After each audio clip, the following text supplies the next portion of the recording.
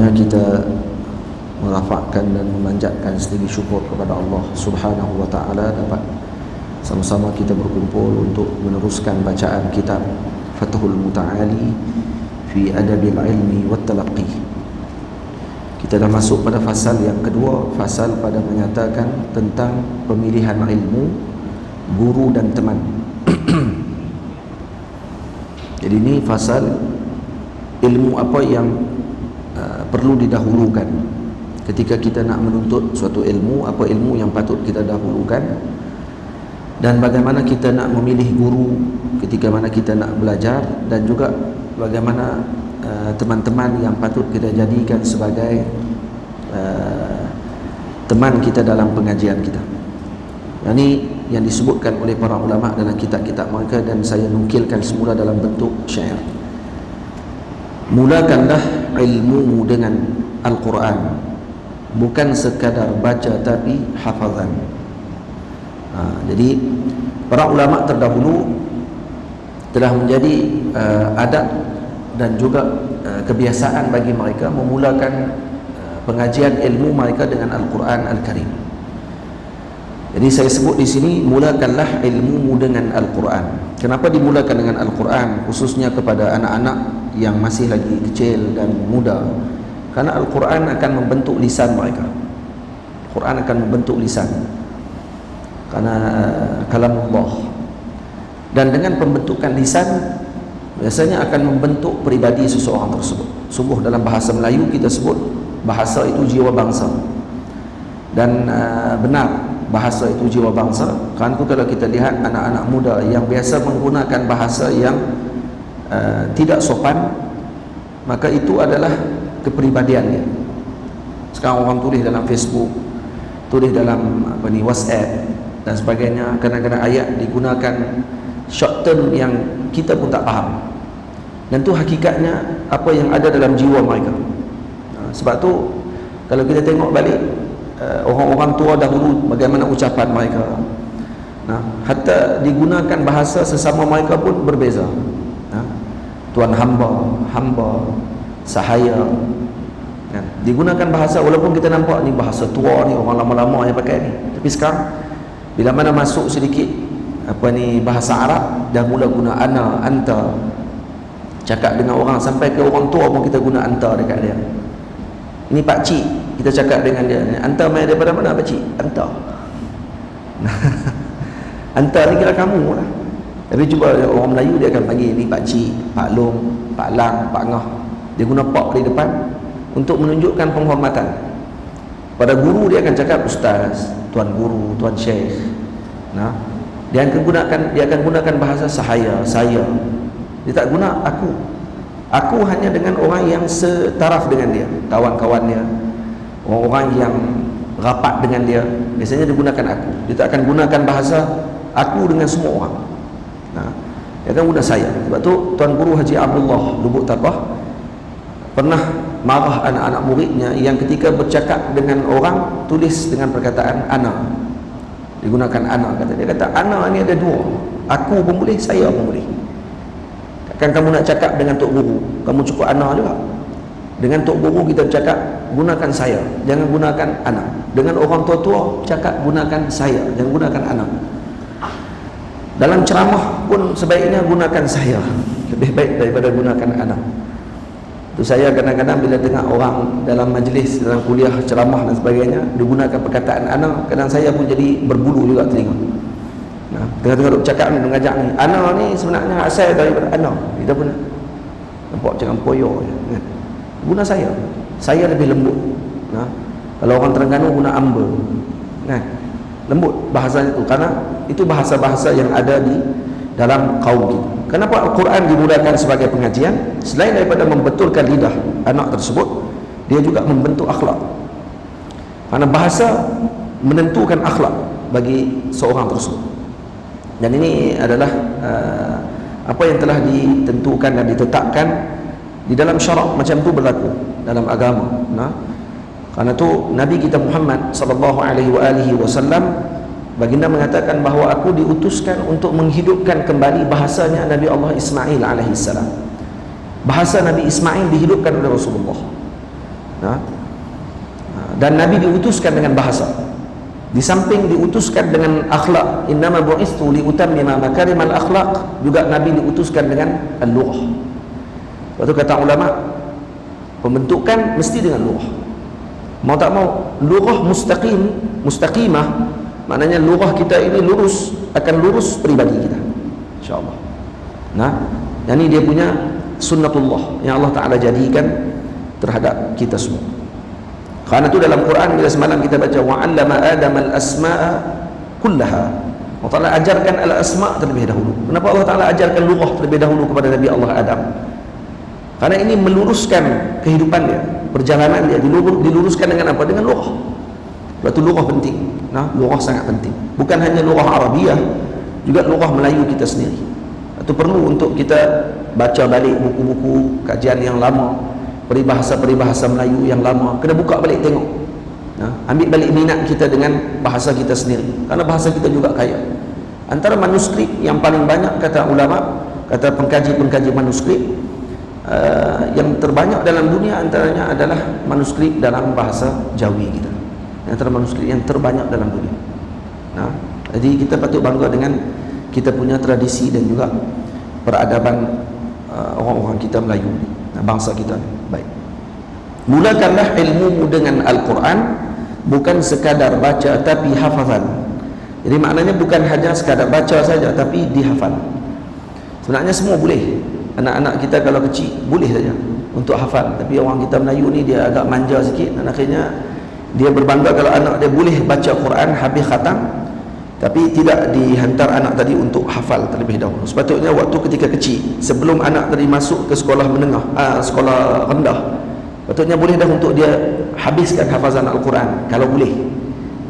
Satu saya hantar anak saya di kampung di Mansyah Badawi dekat Mansurah, ada satu kampung ni dipanggil kampung Al-Quran, dipanggil Baladul Quran, Mansyah Badawi. Dia ada Darul Quran, dan dia ada tempat untuk anak-anak kecil hafal Al-Quran. Dia akan terima budak-budak daripada umur sekecil 3 tahun, umur 3 tahun. Dia akan ajak cara baca dulu. Satu kampung, guru saja ada 100 orang perempuan, untuk guru semua perempuan. Yang boleh mengajak budak-budak ni orang perempuan. Orang lelaki tak boleh, lagi dia naik kaki. Ngajak budak-budak, dia mengamuk lagi teruk kan. Hak orang perempuan pun, anak saya balik dia cerita, kata duk pegang paip kan. Tu hak ustazah pegang paip, tapi tak tibai orang, tibai kat dinding, bagi anak murid takut. Umur 3 tahun sampai umur 7 tahun biasanya. Dan dalam tempoh 3, 4, 5, 6, 7, 5 tahun ni mereka akan dihafalkan dengan Quran. Setahun belajar baca saja. Cara macam mana, dia ada teknik dia. Saya teringin nanti nak hantar di Mesir pun saya dah pernah bagi tahu, kata kalau ruak Jawi boleh atur dengan guru-guru asatizah, ustaz-ustaz ni, ustazah, khususnya ustazah lah, yang mana mereka boleh pergi mengaji di kampung tu, ambil teknik, balik buka sistem tu, buat sistem tu, dan dia sanggup nak mengajar. Dan isteri saya dengan anak-anak saya duduk di kampung tu 14 tahun. Saya di Kahirah, mereka duduk di Mansurah, 3 jam perjalanan. Saya nak pergi tiap-tiap minggu tu 3 jam perjalanan, pergi balik 6 jam, jauh jugalah. Tapi isteri saya sanggup, dia kata tak apa, anak-anak kan, sebab dia pun tak ada asrama. Lepas tu sistem budak-budak tadi ada asrama, dia kena duduk dengan mak ayah dia. Dia pergi sekolah 4 jam je mengaji Quran, 8 pagi 12 tengah hari balik dah. Lagi 20 jam buat apa? Dia kata yang sebenarnya yang nak kena tumpu hafalan dia bukan anak, bukan cikgu di sekolah, bukan ustazah tu, mak tu, ayah tu kat rumah. Itu betul. Kita hantar anak kita pergi ke Ma'atafi, minggu-minggu, bulan-bulan pergi ambil. Anak dah hafal elok, kita buat balik, kita bagi dia rosak, bagi handset, bagi apa semua, lupa terus budak tu. Mai balik ke Ma'atafi, ustaz ni pula nak kena puasa balik, pening ustaz. Kena bagi balik ni. Sebab tu zawiyah saya nanti tak boleh balik, tak boleh balik 4 tahun, tak boleh balik. Kerana balik dia akan terus jadi manusia yang baru. Dia balik je, dia main balik, dia lupa habis hak mengaji, dia akan kena ulang balik yang baru. Jadi kena duduk 4 tahun, tak boleh balik. Baik, jadi duduk sana setahun, setiap hari balik rumah akan berulang dengan mak dia akan tengok pula, ibu dia akan tengok pula macam mana mengaji apa semua sekali. Kemudian ada kelas tambahan lagi di luar, ustaz-ustazah ada yang mengajar di luar dan sebagainya. Tuan-tuan bayang umur 7 tahun, masuk darjah 1 waktu ketika sebut di sekolah dipanggil KJ1, kalau di Mesir dipanggil KJ1, KJ1.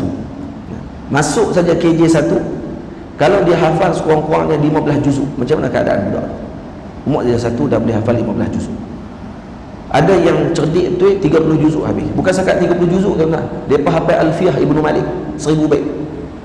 Kemudian hafal lagi Alfiyah Al-Imam Syatibi, Matan Syatibiyah.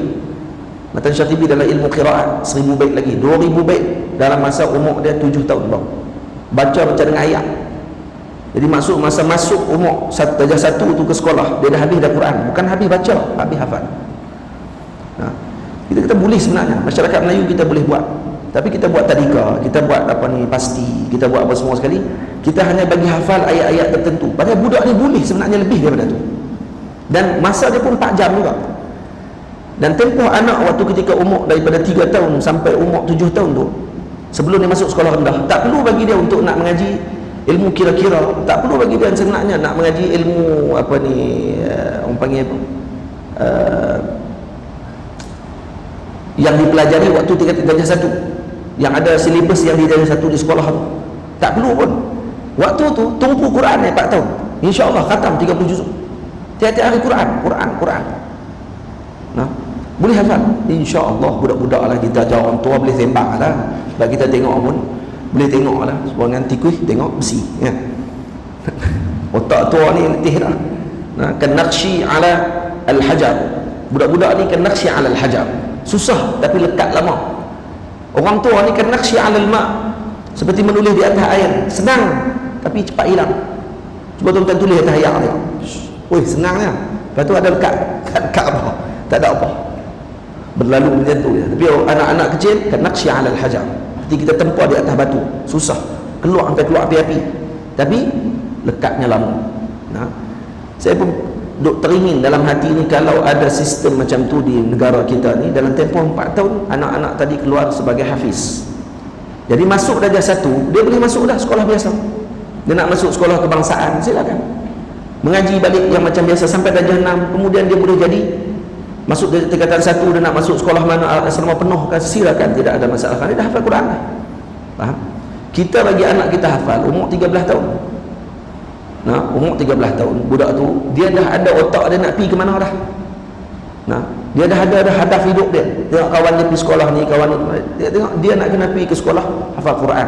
Dia akan nanti jumpa kawan dia balik, dia dah mula boleh bersembang waktu tu. Sekarang ada Facebook, boleh tengok kawan dia buat macam ni, kawan dia buat macam ni. Dia kena duduk dalam dunia dia pada waktu tersebut. Akhirnya masuk tingkatan 5, mak ayah dah nak mula nak bawa keluar. Anak tak habis lagi 30 juzuk, tapi mak ayah dah nak bawa keluar, kata nak ambil SPM. Ni jadi dilema kepada para guru tahfiz. Mereka kata ni masalah paling besar bila mak ayah kerja nak bawa keluar anak, nak suruh ambil SPM. Pada hari tu masa mula-mula hantar kat kita dah letak syarat kena habis 30 juzuk dulu. Tak, mereka tak ingat dah. Mereka nak kena ada anak nak kena ambil SPM. Kenapa jadi macam tu? Kerana kita masuk lewat.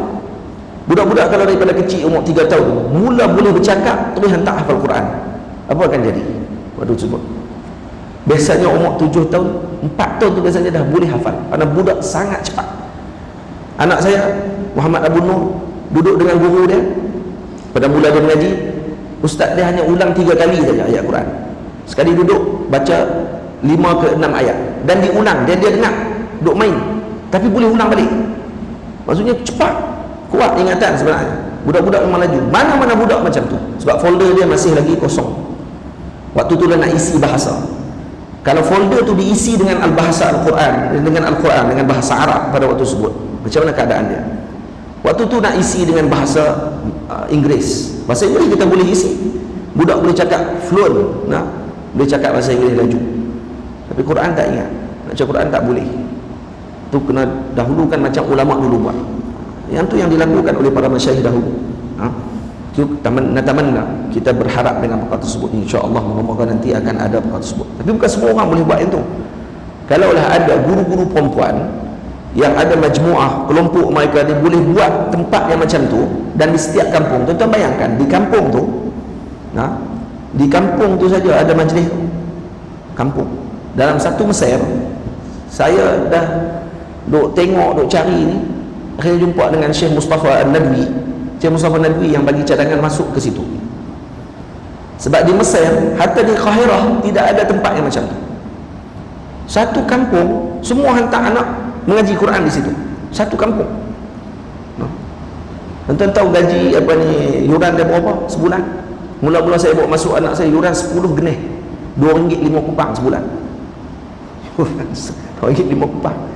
Lepas tu dalam beberapa bulan lepas tu nampak teruk sangat dah ekonomi, naik sikit 50 genih. 50 genih baru RM10, lebih kurang lah, lebih sikit. Lepas tu baru ni naik sikit 100 lebih. Tu pun bagi kita tak ada apa dah tu. Nah, tapi orang kampung marah. Apa naik 100 pun kita tu dia RM25 sebulan pun kira apa ni. Tapi anak-anak dihantar semua ke situ. Kita kalau buka tahfiz, bukan orang kampung tu main mengaji. Orang luar daripada mana orang main. Orang kampung buat tak tahu nak suruh tutup tahfiz lagi tau. Buat cari pasal tanah kena tutup, jalan jangan bagi masuk, jangan duk bagi parking. Itu yang berlaku kan. Baik. Jadi budak-budak kampung tu kalau tengok semua boleh dikatakan budak-budak itu semua hafal Quran. Budak-budak kecil hafal Quran. Kita teringin benda tersebut berlaku. Dan selepas tu jadi apa ni, mengaji dalam bidang apa sekalipun.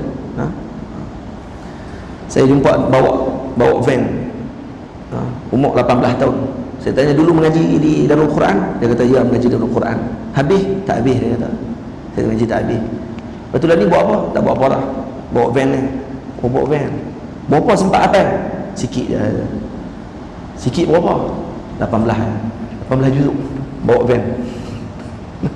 18 juzuk apa? Kita malu sebenarnya. Hak bawa van 18 juzuk. Sambil-sambil bawa van duduk mengulang Quran. Kira lekeh habis lah. Sebab tu bahasa yang paling utama. Sebab tu saya sebut di sini, mulakanlah ilmu dengan Al-Quran, bukan sekadar baca tapi hafazan. Sunnah para salaf jangan diabaikan, setelahnya barulah menghafaz matan. Jadi sunnah para salaf jangan diabaikan. Kita kadang-kadang lebih kepada nak menghafal matan, tertinggal Quran. Ni satu lagi keajaiban. Yang lebih lagi ajaib, kalau ada orang pergi komplain, dia kata alah hafal Quran saja aja, budak-budak tahfiz hafal Quran tapi semayang tak erti, semayang tak betul, dia kata gitu.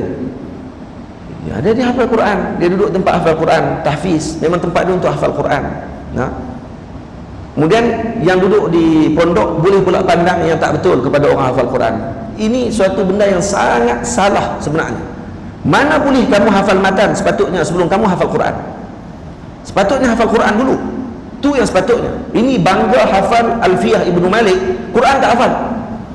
Quran bukan wajib hafal, Alfiyah pun tak wajib hafal. Quran tak wajib hafal, ya betul, tak ada masalah. Alfiyah wajib hafal, tak wajib hafal. Tapi dia boleh bangga pula, ni hafal Alfiyah ni hafal Quran. Patutnya Quran lebih didahulukan. Nabi SAW waktu sahabat syahid ditanya dulu siapa yang kam aksar akhzan bil Quran, siapa yang paling banyak ambil Al-Quran, maksudnya siapa yang paling banyak menghafal dan mengamalkan Al-Quranul Karim. Yang tu yang didahulukan dalam meletakkan jenazahnya di dalam maqam di kalangan para syuhada. Hatta syuhada pun ada kedudukan. Hafiz tidak sama dengan tidak hafiz, tak sama. Atau hafizul Quran ni benda yang luar biasa sebenarnya. Bukan semua orang boleh hafal Quran, dan bukan semua orang masuk tahfiz habis 30 juzuk. Tak percaya, tuan-tuan duduk tahfiz. Tak tu lah, nak suruh. Kita duduk tengok, kata orang hafal Quran ni, hafal Quran je pun. Ada pula yang main, buat apa nak, jangan buka tahfiz. Jangan buka tahfiz. Tahfiz ni ramai dah orang buat. Ya betul, tak ada masalah yang tu. Kita buka pondok, jangan buka tahfiz. Boleh, tapi jangan pelekeh tahfiz. Kerana ini tempat-tempat ahlullah. Nabi sebut dalam hadis, hum ahlullah wa qasatuh. Ini adalah ahlinya Allah Ta'ala, dan mereka ini orang-orang yang diberi perhatian oleh Allah. Ahlul Quran. Jangan main-main. Boleh? Selepas hafal Quran barulah hafal matan. Itu yang sepatutnya. Tapi kita terbalik. Quran tak hafal, bangga dengan hafal matan daripada hafal Quran. Tak kena macam tu. Tak boleh. Kecuali lah umur dia dah telajak dah, dan dia dah masuk pondok. nak suruh dia hafal Quran balik, lah kali tak mengaji apa. Mengaji apa terus dia kata kalau kena hafal, sebab Al-Quran perlu pada tumpuan sungguh. Kami di Azhar kena hafal berapa juzuk pun pening. Di Azhar kena hafal 8 juzuk, turun 4 juzuk pun pening. Suruh hafal 4 juzuk je untuk 4 tahun pening. 4 juzuk je sikit je. 1 juzuk baru dah 10 line. Try tengok. 1 juzuk 10 line, maksudnya 20 muka. Kalau 20 hari habis, sehari semuka. Try buat kemah boleh. Try tengok kan. Try tengok apa? Tengok. Quran ni bukan macam kita duduk dengar lagu. Quran ni dia lebih liar daripada unta yang kita ikat. Kalau tak ikat dari balik, tak pergi duduk tengok dia, hilang unta tu. Macam itulah Quran. Dia akan lari terus daripada Tuhan dia. Faham? Lepas tu kawan saya hafal Quran, tapi mengulang tiap-tiap hari berapa juzuk? 5 juzuk sehari kena ulang. Sebelum pergi kerja tu, ulang dulu 5 juzuk.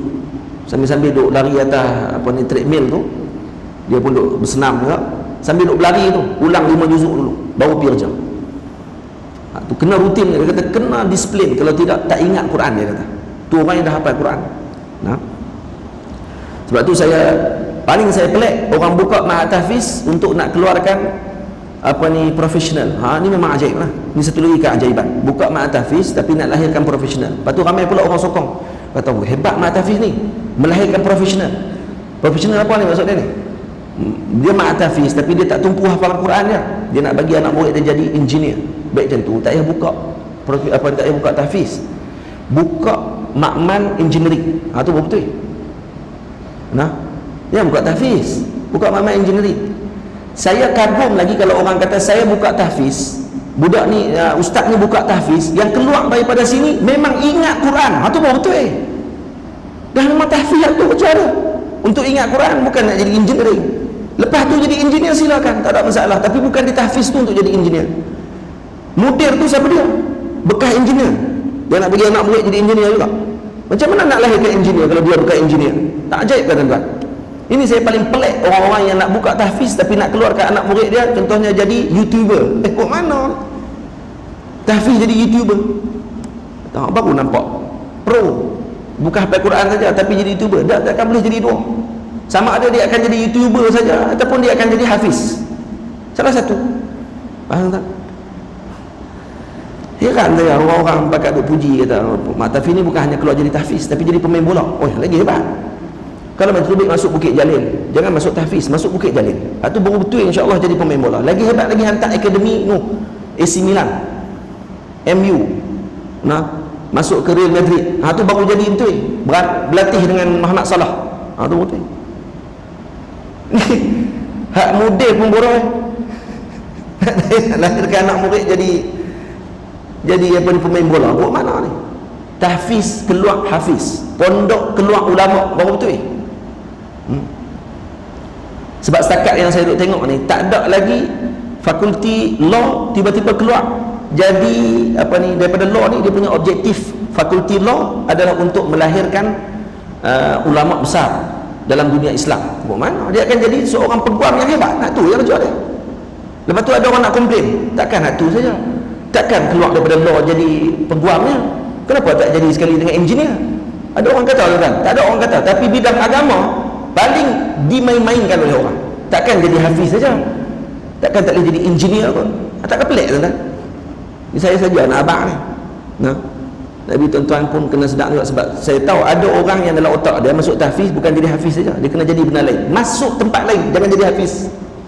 Takkan boleh hafal Quran. Benar tak? Betul tak saya cakap ni? Betul tak betul?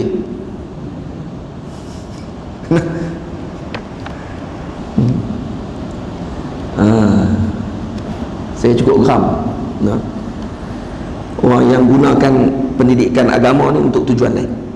Baik, menghafaznya perlulah ikut turutan, bertemulah guru, ambillah panduan. Jadi kalau nak hafal Quran, nak hafal matan dan sebagainya, hafal Quran dah selesai ni. Yang saya maksudkan pada bait yang ke-39 ini, menghafaznya perlulah ikut turutan. Nya tu kembali kepada mana? Kepada matan. Menghafaznya iaitu nya matan. Macam menghafaz matan perlulah ikut turutan. Maksud ikut turutan yang ditetapkan oleh guru. Jadi bertemulah guru, ambillah panduan. Bertemulah guru, ambillah panduan. Jadi kena ambil panduan daripada guru. Jangan hafal semua matan kalau nak hafal. Jadi kalau tok guru kata, kamu hafal dulu matan Ajurumiyah. Ajurumiyah, bukan Jurumiyah. Ajurumiyah. Hafal matan tu dulu. Jangan pindah matan lain lagi tak habis matan tu. Itu sepatutnya. Faham? Itu contoh yang saya bagi tu.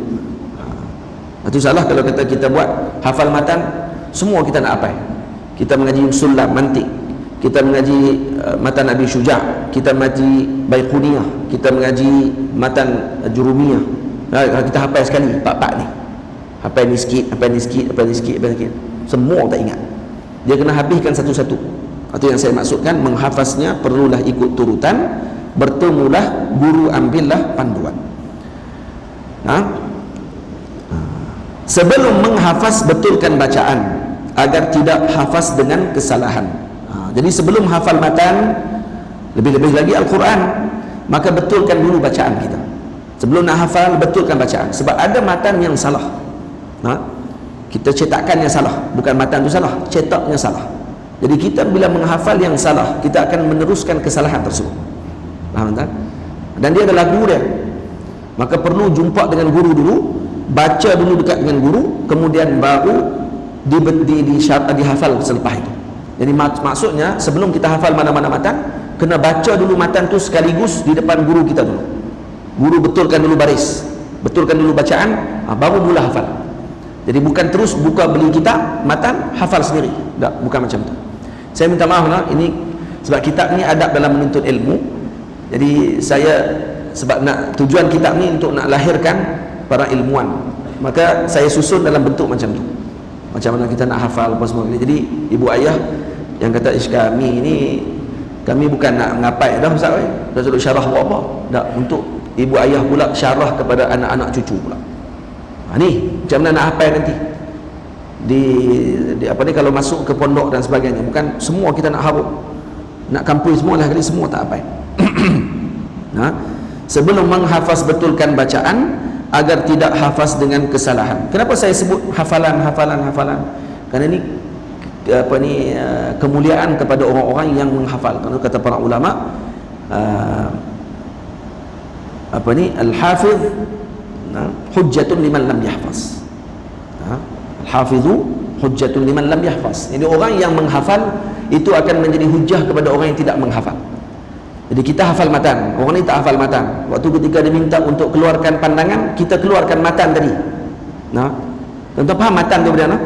Matan tu dia punya orang panggil apa? Matan apa dia nak terjemah?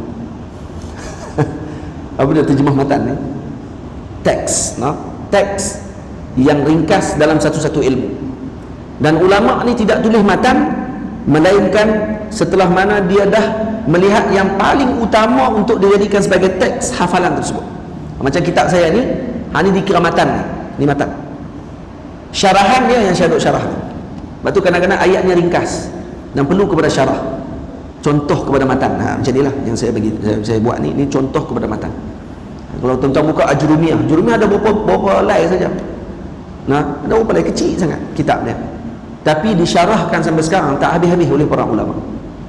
Ada peringkat dia pula syarahan, ada peringkat yang rendah, ada peringkat yang pertengahan, ada peringkat yang tinggi. Itu satu kitab saja, matan yang sama, syarahan berbeza.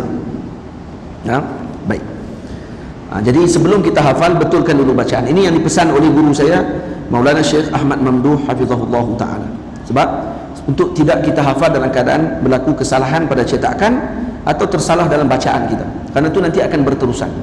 Sebab tu jangan kita hafal selagi mana kita tidak betulkan dulu bacaan di depan para guru terlebih dahulu.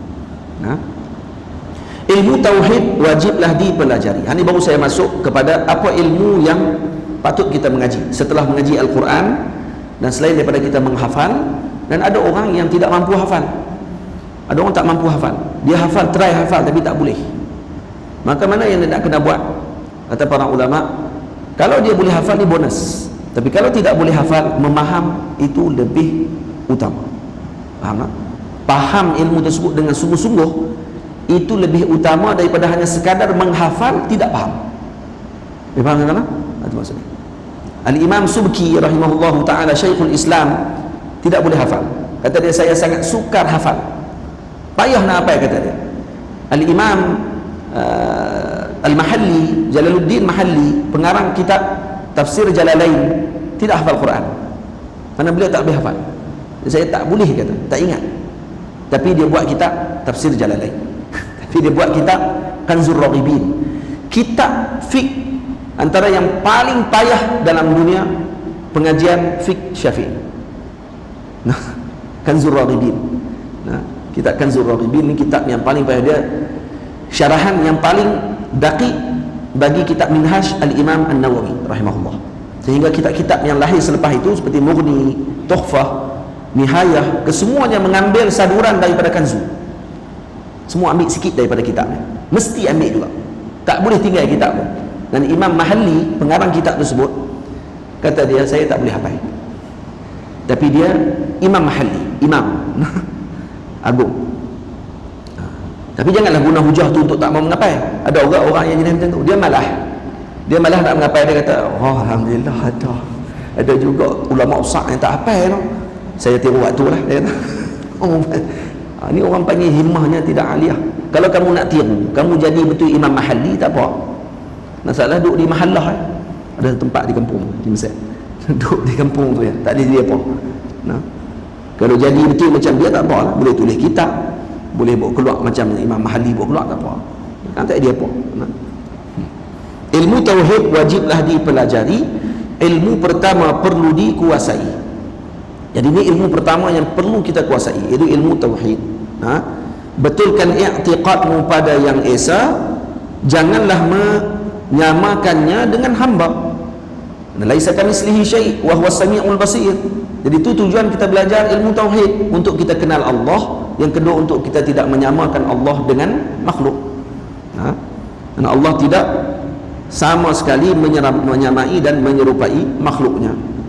Baik, apa kitab yang patut kita pelajari? Maka saya sebut mengikut kepada turutan yang ringkas bagi sistem pengajian di Al-Azhar Al-Syarif. Ini yang saya sebut ni sistem pengajian di Al-Azhar. Ataupun sistem saya sampul juga dengan sikit sistem daripada Madrasah Hadramut, Yaman.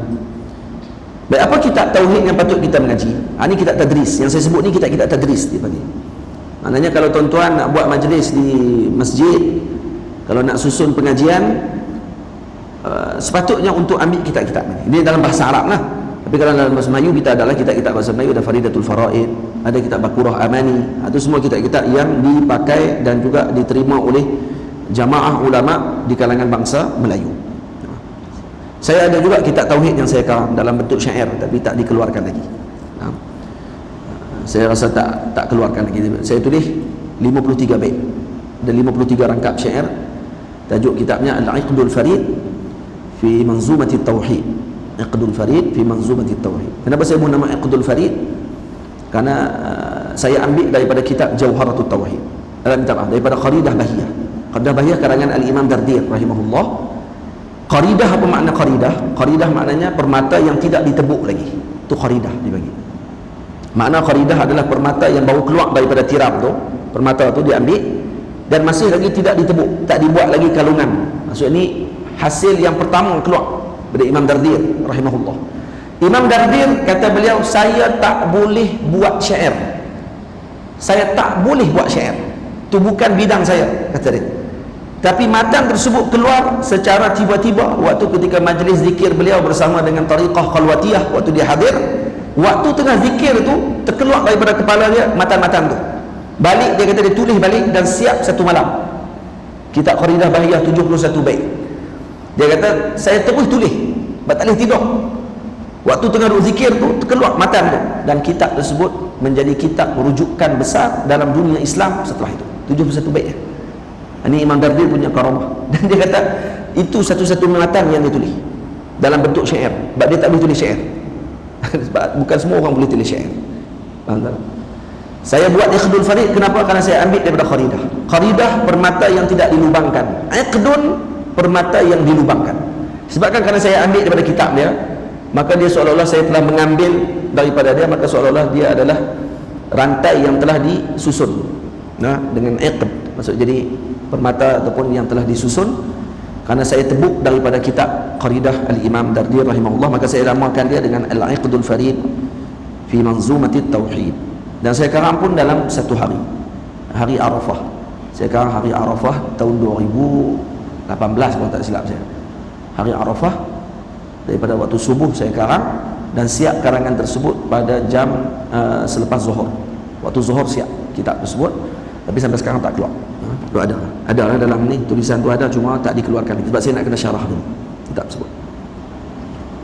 Baik, insyaAllah ada rezeki nanti kalau kita syarah kitab tu nanti kita baca di sini insyaAllah, kalau umur panjang. Kita ada pendek aja, ringkas. Baik, aqidatul awam juga kharidah, faham dan kuasai sebelum jauharah. Ini turutan kitab tauhid yang patutnya kita mengaji kalau dalam bahasa Arab. Kenapa nak mengaji kitab apa dulu? Yang pertama kitab aqidatul awam. Aqidatul awam, bukan aqidatul awam. Awam beza dengan awam. Awam, orang awam. Aqidah orang-orang awam. Kalau awam maknanya orang-orang yang berenang, faham? Awam maknanya perenang. Jadi akidah perenang lah. Nak berenang kat mana, scuba mana pula ni. Jadi akidah perenang. Jadi jangan baca baris tak betul. Awam disyaddahkan, maka dia akan jadi perenang. Kalau awam, maka dia akan jadi maknanya awam, orang awam maksudnya. Akidah orang-orang awam. Jadi ini akidah ni disyarahkan, ditulis oleh Al-Imam Allahumma salli ala Sayyidina Muhammad Al-Marzuki rahimahullahu ta'ala, Sidi Ahmad Marzuki, juga dikarang oleh beliau dalam satu malam. Ajaibnya, dan kitab ni pun saya pun baru perasan ni. Kitab yang saya tulis dalam bait ni, Aqidatul Awam dan Qaridah, juga Jauharah, ketiga-tiga kitab ni semuanya dikarang oleh ulama-ulama ni dalam satu malam. Siap kitab satu malam semua.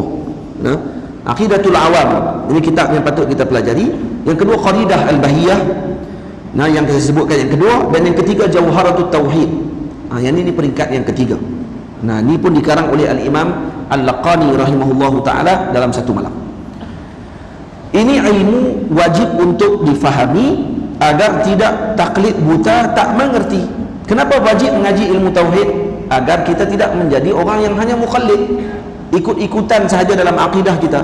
Bukan betul kita memahami ilmu tauhid tersebut, bukan hanya ikut, tidak taklid di dalam ilmu tauhid.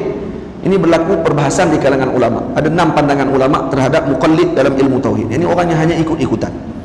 Kalau dia tak belajar ilmu tauhid, sekadar sekurang-kurangnya dalil ijmal, dia tahu dalil ijmal. Apa dalil Allah wujud? Dia sekurang-kurang dia kata ada alam ini. Okey, dalil ijmal dia panggil. Ada alam, dalil wujudnya Allah. Apa dalil Allah Ta'ala qidam? Apa dalil Allah Ta'ala baqa? Kurang-kurang dia boleh jawab.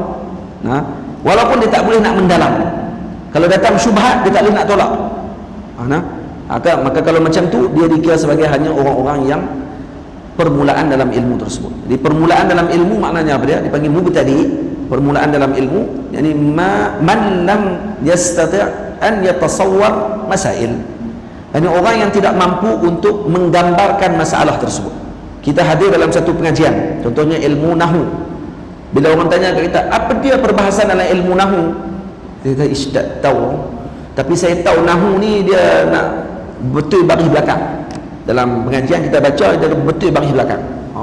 Maksudnya, tapi bila orang tanya nak suruh tasawur masail, boleh tak tolong kamu taswirkan, gambarkan satu masalah berdasarkan untuk kamu, saya nak faham apa dia itu nahu.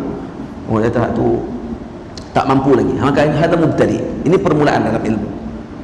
Mutawassit, orang yang peringkat pertengahan pula apa dia? Yastati' an yatasawwara al-masaila, walakin la yastati'u an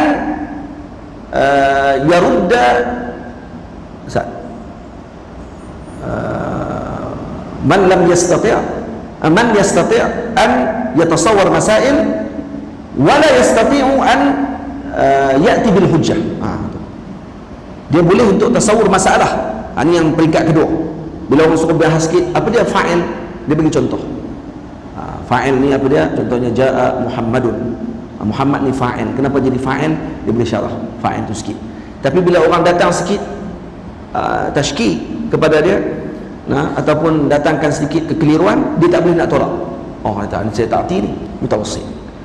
Peringkat ketiga dia panggil muntahi. Muntahi ni peringkat tertinggi, tinggi sikit. Peringkat tertinggi ni dia panggil man yastati' an yatasawwar masail wa yastati' an yarudda at-tashkik. Dia boleh menolak syak dan juga menolak hujah yang melawan dia dalam ilmu tersebut. Ataupun orang datangkan tashkik, datangkan keraguan kepada dia dalam ilmu tadi, dia boleh tolak balik. Maka tu dipanggil peringkat yang tertinggi dalam ilmu. Tu pun semua peringkat tadi, mubtadi, mutawassit, muntahi, kesemua ni ada peringkat dia pula. Mubtadi ada mubtadi ula, mubtadi tsani, mubtadi salis. Mutawassit pun ada ula, tsani, salis. Muntahi pun ada ula, tsani, salis. Dan kesemua peringkat tadi ada kitab dia masing-masing yang perlu dipelajari. Jadi tuan-tuan, macam mana? Cukup 4 tahun mengaji? Cukup 4 tahun nak mengaji? Tak cukup. Betul Al-Azhar Al-Syarif pada zaman dahulu, untuk habis sampai kepada peringkat peringkat muntahi, sekurang-kurangnya kena berada di Al-Azhar selama 12 tahun. Baru habis muntahi. 12 tahun sekurang-kurangnya. Karena setiap bidang 4 tahun. Maksudnya nak masuk habis mubtadi 4 tahun. Nak habiskan muntahi mutawassit 4 tahun lagi. Nak habiskan muntahi 4 tahun lagi. Jadi ada 12 tahun sekurang-kurang dia kena habiskan. Jadi sebab tu tuan-tuan jangan pelik. Kalau orang duduk di pondok zaman dulu lama-lama, kerana nak selesaikan ke semua peringkat tersebut. Sebab ada orang yang nak keluar jadi tok lebay. Ada orang nak jadi tok guru. Nak jadi tok lebay, nak jadi boleh baca di masjid, untuk buat majlis ta'lim dan sebagainya, cukup 4 tahun. Boleh dah? Alhamdulillah, insya-Allah. 4 tahun boleh dah buka majlis ta'lim. Tapi kalau nak jadi tok guru, buka pondok, tak boleh 4 tahun. Kurang-kurangnya kena 12 tahun pengajian dia. Dan kena habiskan selesai semua bidang pengajian yang dia telah ditentukan oleh guru dia pada waktu tersebut, di institusi tersebut. Faham tak? Yang tu baru boleh keluar. Payahlah mengaji. Tak payah. Macam tu, ikut turutan dia elok, insya-Allah. Lama. Saya asal pondok nak buat yang tu lah, nak buat 12 tahun, tapi takut tak ada orang, tinggal saya seorang lagi. Jadi saya seorang duk baca kitab kat seorang-seorang diri. Timbalan model lari, tok guru semua lari habis dah tu. Tinggal saya seorang. Syekh Muhammad Alawi Maliki, anak murid tak boleh balik daripada madrasah dia 10 tahun. Tak boleh balik. Syekh Muhammad. Siapa pergi ke Mekah masuk madrasah dia 10 tahun tak boleh balik. Maklum rindu sahaja dekat mak ayah kena buang terus. Bagi tahu rindu saja kena buang dah. Hati tak ada dah dengan ilmu. Duk rindu dah benda-benda lain. Balik. Tak payah main dah. Macam tu sekali. Saya pernah beritahu kat Abuya Fahmi Zamzam. Syekh Fahmi, saya pernah beritahu dekat dia waktu sebelum saya ke Mesir tahun 2003. Waktu tu saya beritahu kat Syekh Fahmi, saya kata, Syekh, saya nak cadang macam nak pergi ke mengaji dengan Abu Syed Muhammad Alawi Maliki. Waktu Syed Muhammad masih hidup lagi tahun 2003 tu. Syed Muhammad meninggal tahun 2005, tak silap saya. Dia meninggal tahun 2005. Jadi 2003 saya kata, saya nak pergi ke Mekah, boleh tak? Saya nak pergi sambung di sana. Saya tak mau pergi Mesir. Apa dia kata kat saya? Boleh ke? Dia kata, boleh ke nak pergi? Duduk di tempat dia, tak boleh balik 10 tahun. 10 tahun tak boleh balik. Kalau mak ayah mai ke Mekah pun tak tentu boleh jumpa. Kalau dia tak bagi jumpa, takkan boleh jumpa. Dia sampai tahu tu. Dia tak ada. Pelajar Malaysia sekarang ni, dia kata tak ada seorang pun. Indonesia ramai, dia kata. Tu pun dia kata ada seorang pelajar Indonesia tengah duduk urut. Dah 6 tahun tak balik. Duduk dengan Abu Syed Muhammad 6 tahun tak balik. Duduk tengah urut kaki tok guru. Tengah duduk urut ni petang tu. Dia sebut kat Abu Ya, dia kata rindu dekat ayah dia. Sebut rindu kat ayah ya. Syed Muhammad senyap waktu tu. Tengok anak murid dia. Malam tu dia panggil. Dia panggil buat apa? Dia bagi beg siap dah. Dalam beg tu ada pakaian. Nah, ambil beg ni. Ni tiket kapal terbang. Balik. Jangan main lah, dia kata. Balik. Tak usah main lah. Sebut rindu ya. Itu Syekh Fahmi sendiri cerita dekat saya. Ni cerita 16 tahun yang dulu dia cerita dekat saya. Saya di Mesir. Dia tersanggup dengar-dengar yang tu. Dah mau habis Mesir kot. 10 tahun tak boleh balik. Saya ni kira rendah sikit lah, 4 tahun dia tak boleh balik. Sebab masalah kita nak jadi anak kita ni siapa sebenarnya? Kalau betul nak jadi yang macam sepatutnya, kena korban. Kita kena korban. Saya sendiri pun duduk di Mesir 4 tahun tak balik. Kita nak betul anak kita jadi, kena korban. Saya ni kalau kata nak kira dengan tak sempat masa saya rasa sendiri dalam hati tak rasa sempat nak khidmat dengan ayah saya. Saya rasa macam galak tak sempat nak khidmat dengan ayah. Balik-balik seminggu. Padahal saya balik tiap-tiap tahun. Tapi rasa galak sebab saya balik 2 bulan, 3 bulan saja. Setiap tahun saya balik. Selepas saya kahwin tahun 2010, saya pergi Mesir 2004. Tahun 2010 saya mula balik tiap-tiap tahun. 2010, 2011, 2012 sampai 2020. Saya balik tiap-tiap tahun kerana saya dah ada isteri, ada keluarga, dah ada dua tu maksud keluarga mentua lah, bukan ada bini diorang tak, bini seorang ya. Jadi nak kena balik rumah mentua, nak cucu, Tok Wan nak tengok cucu dan sebagainya. Balik tiap-tiap tahun tu 3 bulan, 2 bulan, 4 bulan saya balik. Jadi saya masih rasa galak pada waktu tersebut. Tapi moga-moga apa ni itu jadi jariah kepada ayah kita, insya-Allah. Dan jadi jariah, dan ayah pun redha. Waktu saya mula duduk masa tu dah 10 tahun di Mesir. Dah 10 tahun duduk di Mesir. Tiba-tiba guru saya Syekh Ahmad Mamduh sebut dekat saya waktu dia mai ke Malaysia. Dia mai Malaysia tahun 2010. Saya waktu dah 6 tahun, 7 tahun di Mesir waktu tu. Dia mai kali pertama dia mai. Bila dia mai saja, dia tengok setiap kali tempat yang saya pergi dengan dia, rupanya dia duduk parti. Saya duduk belakang. Rupanya orang pun salam dengan saya sekali, macam salam dengan dia. Waktu saya baru 7 tahun di Mesir. Jadi orang duduk salam. Orang dah kenal saya waktu sebab saya dah mula balik ke Malaysia waktu tu. Jadi salam pakat ra'i kita sekali termasuk dengan Syekh. Walaupun saya duduk belakang waktu tu. Rupanya Syekh perasan. Waktu Syekh sebut apa dekat saya sebelum dia balik ke Mesir, lepas dia main 2 minggu tu. Dia kata, Muhammad, aku tengok apa dia orang Malaysia buat dekat hang dan sebagainya, dia kata. Dan aku nasihat dekat hang, dan aku bagi arahan, bukan nasihat. Aku arah dekat hang untuk duduk di Mesir ini tambah lagi 10 tahun. Dan aku akan susun semua dekat hang, dia kata. Nanti mai ke Mesir balik, aku akan susun semua. Dengan siapa hang akan mengaji, dekat guru mana yang hang akan pergi, kata dia akan susun semua, dia kata kat saya. Tapi syarat kena 10 tahun. Dan jangan balik, kata dia, lagi mana aku tak bagi izin. Kalau kamu balik sebelum aku bagi izin, hang tak akan jadi apa, dia kata. Dia kata macam tu. Ni yang dia sebut kepada saya waktu tu di Perlis. Saya masih ingat tempat dia sebut tu. Tempat dia sebut tu dalam Qaita Ustaz Yusaini, dekat dengan pasar Tani, tempat makan pagi-pagi tu, dekat dengan kawasan Kangak tu.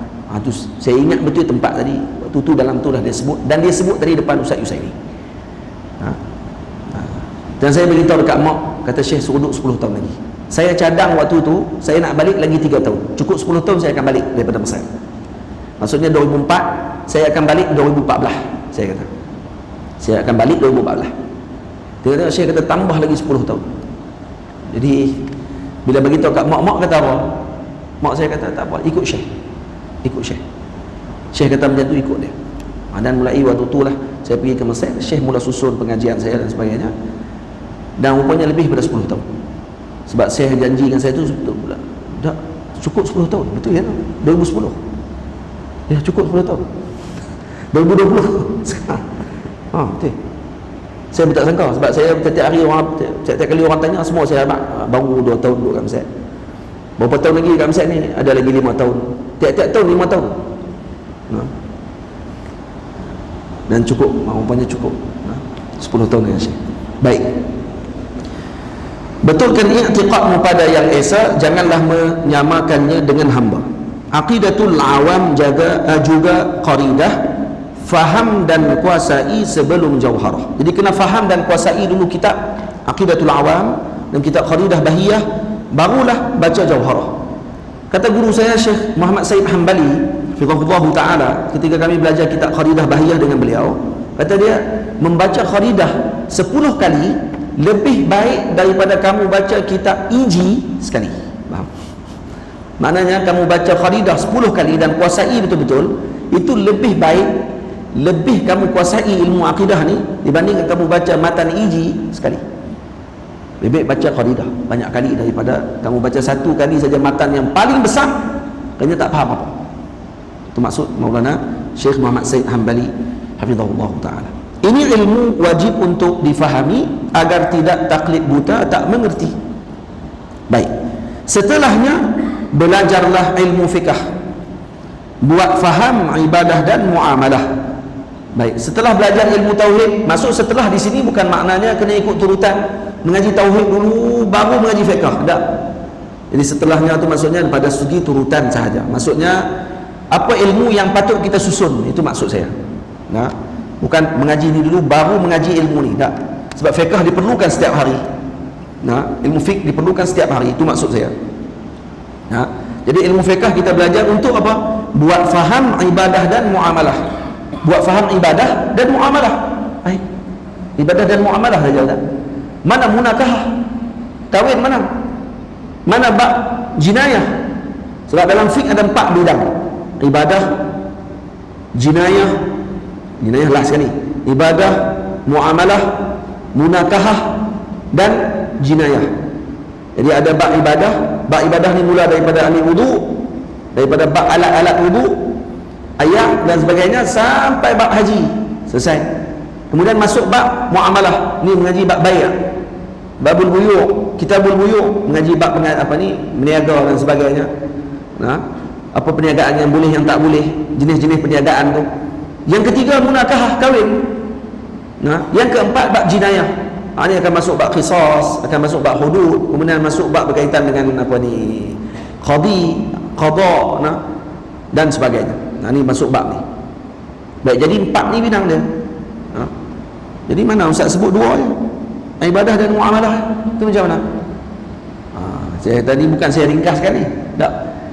Ini saya ambil daripada bahasa para ulama dulu. Ulama dulu, contohnya Al-Imam Al-Syekh Taha Arabi Dusuki rahimahullahu ta'ala, guru kepada guru-guru kami di Al-Azhar Al-Syarif, beliau sebut dalam kitabnya, dia kata mengaji ni, usul fiqh ni, untuk kita faham ilmu fiqh dalam bentuk ibadah dan muamalah. Dia guna 2 bahasa je. Apa makna muamalah di sini? Muamalah di sini maknanya apa dia? Ghair ibadah.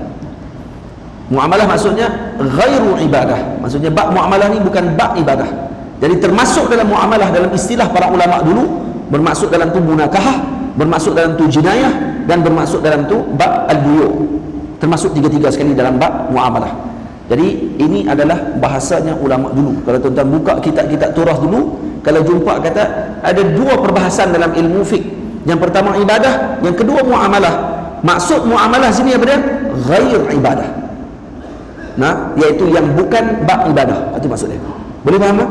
Jadi saya sengaja kekalkan bahasa ini untuk bagi sekurang-kurang nanti tuan-tuan dapat kuncinya ketika membaca kitab-kitab. Dan kalau tuan-tuan jumpa nanti, rupanya ini muamalah ni, takut lagi kita kata rupanya syekh ni dia mungkin dia nak ringkaskan kitab dia pun. Jadi dia sebut 2 ya. Padahal ada lagi bab munakahah, ada lagi bab jinayat, dia tak sebutlah sebab dia nak ringkas pun. Ataupun mungkin tersilap cetakan.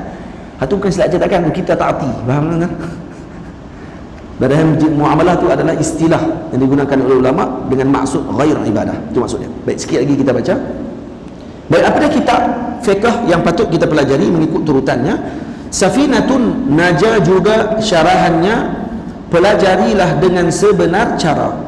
Baik, apa kitab yang pertama kita nak mengaji? Mengaji Safinatun Najah. Habis apa syarahannya?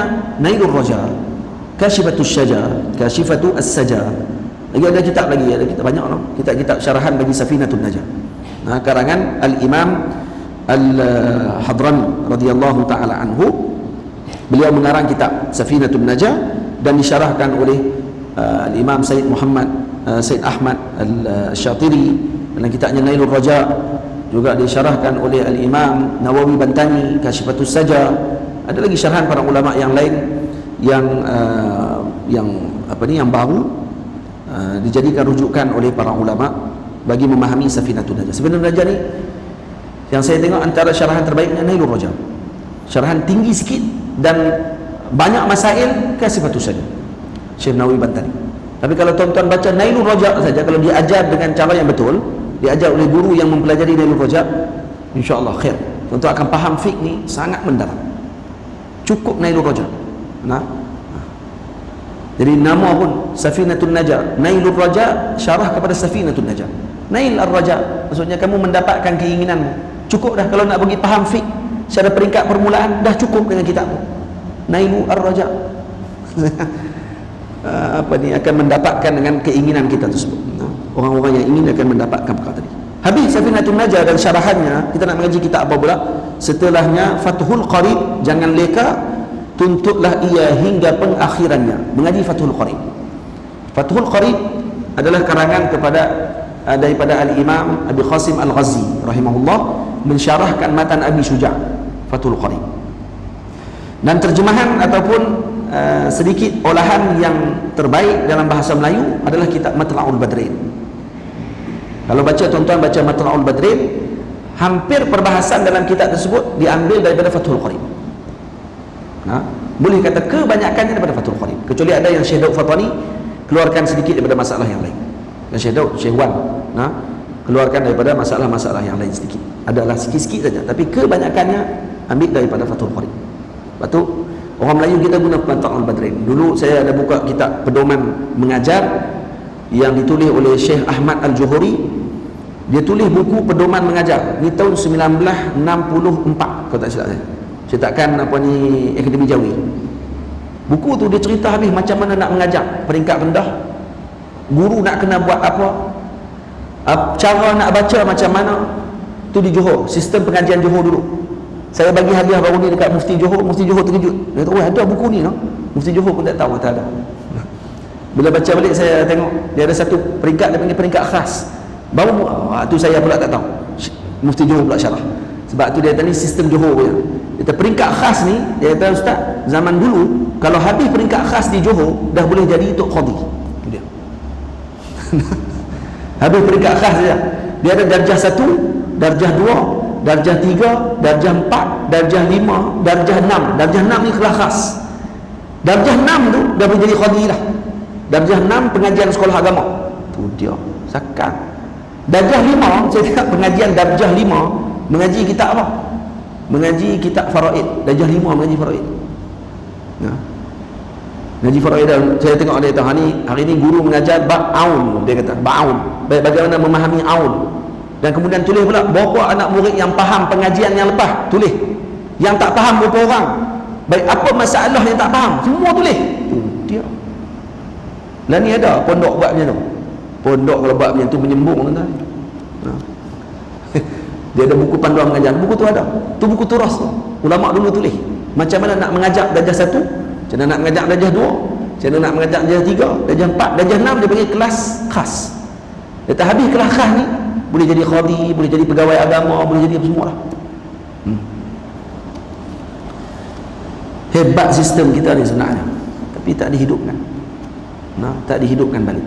Okay. Sebenarnya sistem pendidikan sekolah, kenapa diambil umur dari 7 tahun, kemudian habis umur 12 tahun, darjah 6. Sebenarnya sistem yang terbaik dah sebenarnya. Memang sungguh dalam sistem pengajian Islam pun macam tu. Umur 7 tahun tu sampai umur 13 tahun, 12 tahun, ini peringkat rendah. Peringkat ni kalau diasah betul-betul, masa dia masuk peringkat sanawi tak perlu lama dah, tak perlu 6 tahun, 3 tahun cukup untuk jadi alim. Kalau betul-betul, kalau betul-betul lah. Masalah tak betul kan? Dah kita edit pun. Sebab tu yang penting sebenarnya siapa? Bukan sistem tu, guru yang nak duduk dalam sistem tu yang perlu dibetulkan tu. Kalau sistem baik, guru tak berkualiti, tak edit tuan. Betul tak betul? Tu apa ni, ada seorang syekh ni sebut dekat saya waktu saya lawak dia.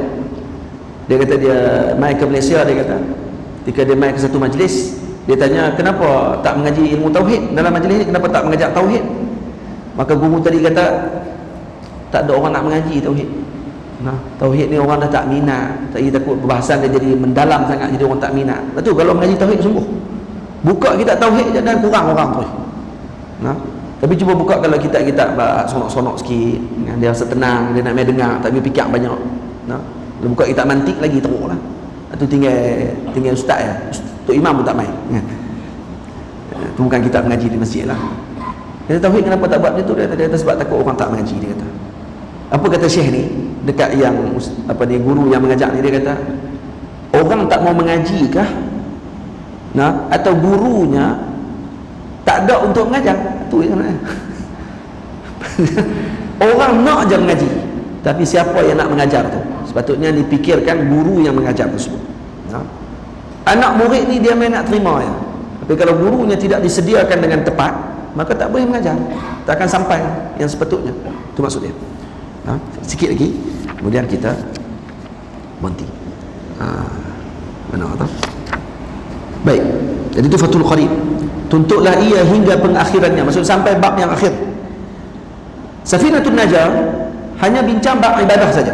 Dia tidak ada bab muamalah, tidak ada bab munakahah, tidak ada bab jinayah, tak ada. Dia hanya bab ibadah saja. Karena ini yang paling utama dan itu yang fardu ain. Dalam ilmu pengajian fiqh, fardu ainnya adalah bab ibadah. Karena semua orang perlu kepada bidang tersebut. Perlu untuk kita semayang, perlu untuk kita keluarkan zakat, perlu untuk kita keluarkan menunaikan haji, umrah, perlu untuk kita berpuasa. Dan juga wuduk dan sebagainya itu, semuanya perlu perkara tersebut bagi semua orang. Tapi bab buyur, meniaga, bukan semua orang meniaga. Sebab tu bab buyur tidak lagi dikira sebagai fardu ain pada waktu tersebut kepada semua orang. Dia hanya fardu ain kepada orang yang nak melibatkan dirinya dalam dalam perniagaan. Itu sepatutnya. Munakahah wajib kepada semua orang? Tak, kepada orang yang nak nikah. Jinayah wajib kepada semua orang? Tak wajib. Wajib kepada ahlu halli wal aqdi, kepada qadi, untuk dia tahu tentang bidang tersebut. Sebab tu saya kurang setuju mengajar di masjid kitab jinayah. Apa keperluan? Apa keperluan mengajar jinayah dalam masjid? Yang hadir masyarakat awam, yang kadang-kadang main majlis pun kitab tak bawa. Apa keperluannya? Bab jinayah bukan diajar di situ. Bab jinayah diajar di mana? Di pejabat agama. Itu betul bab jinayah. Yang bahagian pelaksanaan, dia yang buka. Ada seorang tok guru main buka pula dekat para pegawai agama. Dia ajak bab khabar kepada siapa? Kepada di Jabatan Mufti contohnya. Itu betul. Bab munakahah. Munakahah boleh lagi. Boleh lah kira sebab orang nak nikah. Tapi sepatutnya bab munakahah tu pun waktu kursus nikah saya baca bab munakahah tu betul-betul. Faham tak? Bukan bab munakahah saja duk cerita dalam kain.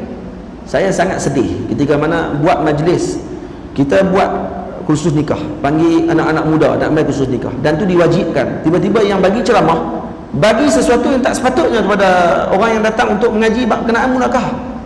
Patutnya dia dapat niat untuk nak menikah ni untuk apa. Ni dah duk cerita nak nikah ni syok, nanti malam tamu nak buat macam mana. Ni apa benda ni? Yang ni yang berlaku, yang selalu dimaklum kepada kita. Ustaz-ustaz yang mengajak dalam kursus nikah, dia lagi seronok untuk nak bergalak waktu tu. Nak bagi orang gelap, nak bagi orang-orang muda seronok. Tuan-tuan yang mai tu tak nikah lagi. Dia tak mai dalam kursus nikah. Kecuali yang nak nikah yang kedua, dia tak masuk dalam kursus nikah. Dia mai tu nak mengaji, nak mai dengar. Waktu tu lah kita nak kena cerita betul-betul. Ya, saya tahu cerita juga. Bab nak mandi wajib macam mana apa semua tu cerita. Tapi lebih banyaknya kadang-kadang pada benda yang di luar daripada sepatutnya dia cerita. Dan orang yang pernah ikut kursus nikah dia akan tahu. Saya tak pernah ikut. Itu yang saya nak beritahu. Saya dapat terus sijil nikah tanpa ikut kursus. Waktu saya nak nikah waktu ni, dia pun keluar sijil. Tak perlu ikut kursus nikah. Tak apa, bagus ya kan? Apa bagi sijil lah. Sijil cukup lah. Tak payah masuk kursus. Tak apa. Yang ikut dia pun bagi tahu macam tu dekat saya. Sedih tak? Sedih. Sepatutnya waktu itulah kita nak kena bagi tahu. Cuba tengok macam mana para ulama ajar tentang nikah. Nikah bukan kahwin ni seronok saja. Nikah ni tanggungjawab, benda besar sepatutnya. Bila dapat anak, apa yang patut dibuat? Sepatutnya dia ajak waktu tu macam mana nak hantar kepada para ulama untuk tahnik. Anak ni nak bubuh nama apa yang sepatutnya? Akikah bila nak kena buat? Apa yang hukum-hukum hakam akikah? Dia tahu masa tak panjang, Ustaz, seminggu je. Ya seminggu tu tak jadi panjang lah. Sebab kamu sendiri pun menyembang kok lain lebih banyak daripada hal tu. Duk cerita dalam kain ni. Duk cerita seronok kata ni kawan ni sampai lucah. Benda lucah diceritakan dalam tu lebih banyak daripada ilmu yang sepatutnya disampaikan. Patutnya diberi perhatian. Anak-anak muda yang main tu tak kahwin lagi. Waktu tu duk tengah cerita pula benda-benda galak ni, lagi dia galak. Duk tengok tu, pasangan dia main sekali. Nak nikah, dia nak balik, tengok balik naik motor sekali. Tak kira dia berhenti kat tepi jalan, dia praktik terus kawan tu cerita macam mana. Kita tadi mengaji tadi, kita mengaji ni kena beramal kan. Tak cari pasal tuan-tuan. Jangan buat macam tu. Tu amanah kita dengan Allah. Ketika mengajak, kita mengajak bagi betul. Tak boleh nak cerita benda-benda yang macam tu. Maaf, bukan semua lah macam tu, tapi banyak macam tu. Tak semua, tapi banyak macam tu. Sebab tu waktu tu peluang betul-betul. Sebab kursus nikah ni wajib. Kursus nikah wajib. kalau kata digunakan peluang tu waktu tu untuk nak betul bagi didikan kepada anak-anak muda ni kenal dengan agama, minat semua cukup dah. Kata rupanya banyak lagi benda kami tak tahu. Lepas main kursus ni, bukan kursus ni saja main, kena pergi mengaji, bawa anak bini tu pergi mengaji di masjid, pergi jumpa dengan tok guru mengaji, tu baru nikah. Kita nikah ni bukan seronok duk pergi Tesco ya. Pergi Tesco, malam esok pergi pula Pavilion, dan pergi pula ke mana-mana ada macam ni, Queens Bay. Dia duk pergi kot tu ya. Muka dia hari ni Subway, esok Kentucky, esok McDonald. Dia duk ulang tu ya. Masjid tak pernah main. Tak patutnya dengan nikah tu bawa anak bini main mengaji, tuntut ilmu, bagi ada hubungan dengan para ulama, bagi ada hubungan dengan ilmu. Patutnya dalam kursus nikah tu hak tu nak kena terangkan, bagi tahu yang tu. Patutnya kau nak cerita dalam kain, hak tu tak perlu cerita tentang kambing pun tahu nak buat macam mana. Kambing tak perlu masuk kursus nikah, tepi jalan alhamdulillah anak banyak kan. Nah, anjing pun tahu macam mana nak keluar anak banyak. Tak perlu cerita yang tu. Dia cerita tu saja nak seronok. Ajaib betul kita. Zubat serta syarahannya jangan lupa, jika dikuasai pasti tak kecewa. Yang ketiga kitab apa? Zubat. Matan Zubat ada 1000 lebih baik yang perlu dihafal untuk kita kuasai ilmu fiqh. Ni kalau kata dia ikut turutan ni, mengaji Safinatun Najah syarah-syarahannya, kemudian mengaji pula kitab Fathul Qarib dengan syarahannya, dengan hasyiahnya Al-Imam Al-Bajuri dia ambil sebagai rujukan. Kemudian dia belajari pula Zubat dan syarahannya. Zubat banyak syarahannya. Mawahibus Samad karangan Al-Imam Imam Samad karangan siapa? Allahumma salli ala sayyidina Muhammad. Siapa dia karangan Imam Samad? Lupa nama belakangnya. Allahu Akbar. Ulama Azhar. Mengaji kitab apa ni, Fathur Rahman karangan Al-Imam Syihabuddin Ramli, ayah kepada Al-Imam Syamsuddin Ramli pengarang Nihayah. Mengaji kitab apa ni, Ghayatul Bayan. Mengaji kitab apa ni, Allahumma salli ala sayyidina Muhammad, syarah Zubat. Itu antara syarah yang payah tu, Fathur Rahman dengan apa ni, Ghayatul Bayan. Baik. Habis Zubat, baca kitab apa pula? Syuruh Minhaj, semisal Kanzur Raghibin, juga kutub Syekhul Islam dan Muslimin. Dan selepas tu baca kitab Minhaj karangan Al-Imam Nawawi rahimahullah, dan baca syarahnya iaitu Kanzur Raghibin karangan Al-Imam Mahalli. Kemudian juga menjadikan kitab-kitab karangan Syekhul Islam. Siapa Syekhul Islam? Tadi pagi saya dah sebut. Syekhul Islam yang dimaksudkan di sini adalah karangan Al-Imam Zakaria Al-Ansari radhiyallahu anhu, seperti kitab Tuhfah Allahumma salli ala sayyidina Muhammad, kitab Tuhfah yang dihasyiahkan oleh Al-Imam Syarqawi radhiyallahu anhu dalam hasyiah Syarqawi ada Tuhfah bagi kitab Tahrir Tanqih Al-Lubab. Tahrir karangan Al-Imam Zakaria Ansari. Imam Zakaria Ansari syarah pula kitab dia sendiri, matan. Kemudian dihasyiahkan oleh Imam Syarqawi, Syekhul Azhar. Jadi kitab-kitab Syekhul Islam Zakaria Ansari dipelajari. Kalau belajar yang macam saya sebut ni kitab fiqh, insya-Allah jadi faqih. Insya-Allah. Faqih. Kemudian pelajarinya wahai para penuntut, ikutilah turutan yang aku sebut. Jadi ikutilah turutan yang saya sebut ini, insya-Allah akan dapat apa yang sepatutnya kita inginkan dalam ilmu tersebut. InsyaAllah bulan depan ada rezeki dan peluang kita akan sambung pada bait yang ke-51. Ilmu ini ada alat dan tujuan, jika tidak cukup jadi tak keruan. Ilmu ini dia ada alat dia. Tadi yang saya sebut itu dipanggil ilmu Allahumma salli ala sayyidina Muhammad, dipanggil termasuk dalam ilmunya maqasid dipanggil. Dia ada alat, dia ada maqasid. Dan termasuk maqasid juga ilmu tafsir, ilmu hadis. Dan ilmu yang saya sebutkan tadi itu ilmu teras yang patut kita pelajari. Kemudian tapi ada ilmu dipanggil alat untuk kita masuk dalam satu bidang ilmu. Apa dia ilmu alat yang patut kita mengaji? Bulan depan insya-Allah saya akan syarahkan apa ilmu alat yang patut kita mengaji. Dan kalau tuan-tuan faham yang ini, kenapa saya sebutkan ini dulu? Faham yang ini, insya-Allah orang akan faham bagaimana ulama ini dikeluarkan untuk istimbatkan hukum agama Allah Ta'ala ini bukan benda yang ringan dan mudah. Semudah ABC kita tengok YouTube terus kata hadis ni dhaif, tak boleh pakai, hadis ini kata tak boleh pakai. ini orang panggil Nabi tak buat, maka kita tak boleh nak buat, maka pada waktu tersebut ini kita akan jadi beza orang yang belajar dengan orang yang tidak belajar. Nah, ilmu yang saya sebutkan satu-satu ilmu ni, bila kita tahu tu tadi, kita akan kata masya-Allah, rupanya nak jadi macam Imam Asy-Syafi'i ni memang seolah-olah syibih mustahil katanya. Maksudnya menunggu bulan jatuh ke riba. Itu apa dia orang panggil? Itu berbahasa tu betul ke? Nah, ataupun menunggu kucing bertanduk. Oh ni. Seolah-olah macam syibih mustahil lah. Mustahil nak jadi macam ni. Kalau nak betul jadi macam dia, mustahil. Cukup kita tengok para ulama yang ada waktu sekarang, ketika mana mereka mengajar ilmu, kemudian dalam ketika mengajar tersebut digunakan ilmu yang mereka pelajari tadi, satu persatu alat yang mereka pelajari tersebut, maka kita akan tahu kata banyak lagi rupanya yang kita tidak pelajari, yang kita tidak akan sewenang-wenang untuk jur'ah, berani untuk kita nak menemplak dan juga memperlekehkan para alim ulama yang mereka ini hidup, mati mereka, tidur, gerak mereka, fikirnya adalah untuk umat Nabi Muhammad sallallahu alaihi wasallam. Faham tak? Cukup yang tu kita tahu pun alhamdulillah dah. Itu tujuan kita.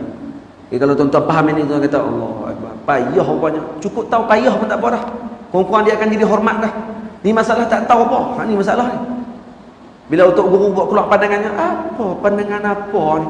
Nah, saya duk baca tak jumpa apa. Baca utusan memang tak jumpa lah. Baca Facebook memang tak jumpa lah. Nak jumpa aku mana Jadi kurang-kurang kita reti. Kata kita tak reti, insya-Allah tu pun dah tanda kita reti. Faham? Kita reti, kata kita tak reti, itu dalil kita reti. Boleh? Reti tak? Reti insya-Allah. Baik, setakat tu dulu aku qouli hadza, astaghfirullahal azim li wa lakum. Bulan depan kita akan sambung pada perbahasan seterusnya, dan akan ada lagi bab yang lebih menarik di belakang-belakang ni yang kita akan pelajari sama-sama insya-Allah taala. Qul qouli hadza, astaghfirullahal azim li wa lakum. Assalamualaikum warahmatullahi wabarakatuh. Bismillahirrahmanirrahim. Alhamdulillahirabbil alamin, wassalatu wassalamu ala asyrafil mursalin wa ala alihi wa sahbihi ajma'in. Rabbana atina fid dunya hasanah wa fil akhirati hasanah wa qina adzaban nar. Rabbana hab lana min azwajina wa dhurriyyatina qurrata a'yun waj'alna lil muttaqina imama. Rabbana zidna ilman wa wasi' fi rizqina wa barik lana fima razaqtana waj'alna mahbuban fi qulubi ibadika wa 'azizan fi 'uyunihim. وجعلنا وجيها في الدنيا والآخرة من المقربين يا كثير النوال وحسن الفعال قائما بلا زوال يا مبدئا بلا مثال فلك الحمد والمنة والشرف على كل حال وصلى الله على سيدنا محمد وعلى آله وصحبه وسلم والحمد لله رب العالمين. السلام عليكم ورحمة الله وبركاته.